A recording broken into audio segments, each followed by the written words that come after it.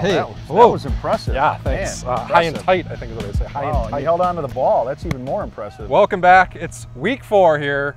Gazette Extra's Prep Spotlight. We are here in glorious Delavan, Wisconsin, where the Comets are getting set for a giant Southern Lakes battle with Elkhorn here Friday night. And we'll get to all the week 4 action here in a minute. I'm a Gazette sports editor, Eric Schmoldt. John Barry. Sports reporter John Barry here. First, we should probably put a little bow on week number 3, where we saw Milton get a nice win. Edgerton bounced back a little bit. What else caught our huge eye win there? for the Cougars. Craig, obviously. Craig with Joe Glowacki once again booting them to victory with a 38-yard field goal with 9 seconds left to beat what's been really one of the conference's top teams for so long in Verona, and Cougars moving to 3-0 and one step closer to a playoff berth. Yeah, but the story this week, we've had the Patriots with Spygate. Yep. We've had the New Orlean Saints with the Bountygate, and now we seem to have our own Deceptiongate going on here in Janesville. A lot of kind of a controversy surrounding a 4th down play at Verona last week between Craig and Verona, and the Cougars ran a fake punt. We'll put the link down below. You can watch it for yourself, but essentially they ran a guy on the sidelines. Craig says he was inbounds. Verona not so sure that he was in bounds. Didn't see him either way, and he was wide open down the sideline, and they convert on a 4th down. So kind of interesting play. We heard from WIA's Wade Lebecki today, and he has said that it's not a legal play. The officials didn't catch any of the wrongdoing. So right, there could have been 1 or 2 or 3 based on different angles. I think, and I think when I look back and analyze this, and I've looked at that tape, film, whatever you want to call it, 100 times, and I don't think there's an intent on Craig's part to deceive Verona. I think more than anything, it was just a play that looked good on paper, and when they got to the field and tried it, which I'm sure they did in practice numerous times, it just didn't come off the right way. The Craig players stand on the sidelines.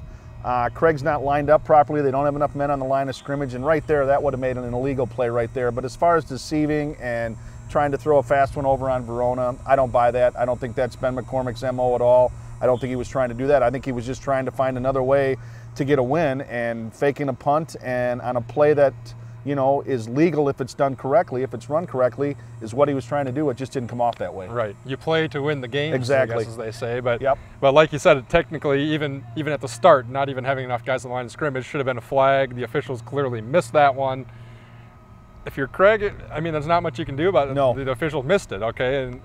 And in talking to the people that I have talked to, that were, wanted to speak off the record, but, certainly were viable sources, both said that really if the blame falls on anyone, it's on the officials. They didn't see it. The sideline judge wasn't lined up properly. The Craig kid ran behind him to get open for the pass, and things like that just can't happen at the varsity level, and it did. And I'm sure that officiating crew will probably be reprimanded. That would be my guess. It feels a little bit like the situation in Seattle with the Packers with the replacement refs, where things didn't go right. A lot of things had to go wrong for it to really go wrong, right. And they all did in this case too. And the team that's on the wrong side of that's not going to feel good about it, and the team that's on the right side is 3-0 and looking like it could be going to the playoffs. So they're feeling like we didn't do anything wrong, or the officials would have called us on right. it. So yep.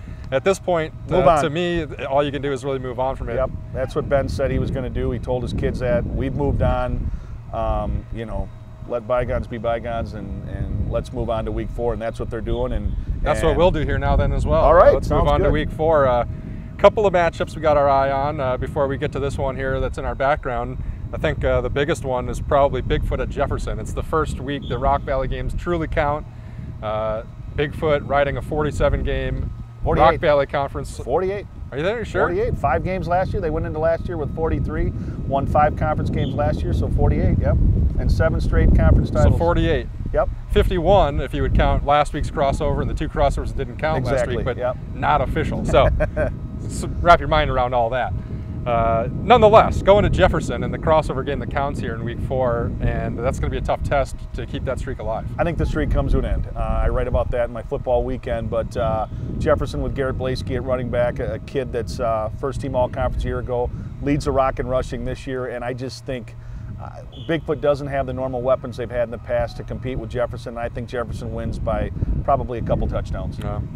Another one I'm kind of interested in, Milton at Monroe. Monroe got off to a decent start, obviously lost last week. I got a chance to see Milton last week and really looked like a tough football team that I think can make the playoffs by the end of this season. And they're 2-1 and 1-0 in conference. So they go to Monroe this week. I think they get to 2-0, and that should be a nice start for them.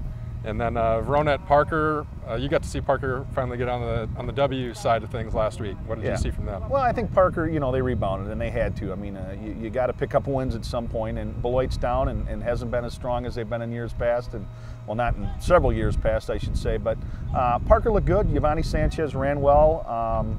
Kid's got some burst. He reminds me a little bit of kids they've had in the past. Not as physical as a Cass Prime or a Taylor Edwards, but certainly shifty, and when he gets to the edge, he's quick enough to break tackles and get loose, and that's what he did last week. But again, Beloit I've seen twice, just not a very good program. Rodney's got a lot of work to do to get them back to respectability. They are just, they struggled in all facets of the game last week. And Verona is 0-3, which is weird, and probably going to, they're not feeling great about Janesville as it is after that play we talked about earlier, so they might want to be taking it out on them in Monterey.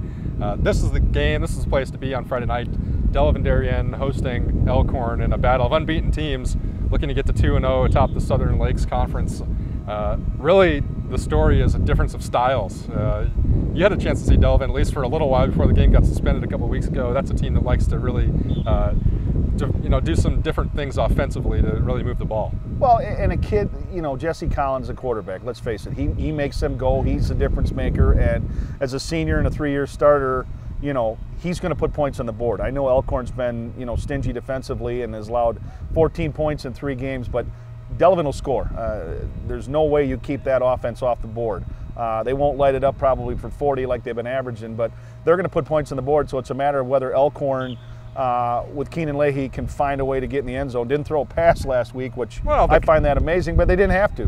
Their defense has been so good that Leahy ran for over 200 yards, and they got out of Westosha with a 21-0 win. Right, and it's not like Delavan hasn't given up any points, so I think Elkhorn can score.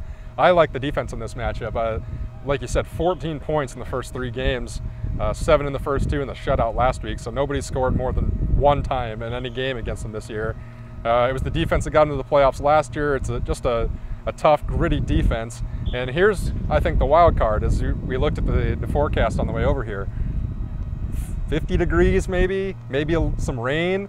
I think that bodes well for a defense more than it does a flashy offense. So I like the Elks to maybe come in here and get a victory. I like the comments strictly based on big plays. I think they'll get a couple of big plays through their passing game, and that'll be the difference. Also, Elkhorn, Verhaven is kind of the guy that makes them go. Yep. He played linebacker last year, and now he's moved over to quarterback. So that should present an interesting matchup for the Delavan Darien defense here. And I think it could be a really exciting game. I think so, yeah. I don't know. I'm 20 to I would say something 14. I think I picked 28-13 Comets is what I think I picked, and certainly I've been wrong before. I'll be wrong again. So. Seems like a lot of points against that defense. Well, I have faith in Mr. Collins, so we'll see what happens. We'll see what happens. You can check it out. Saturday is Gazette on GazetteExtra.com, and follow us along on Twitter. We'll have updates from all kinds of games for you on Friday night, and we'll see you back on Prep Spotlight Week 5. Take care, everybody.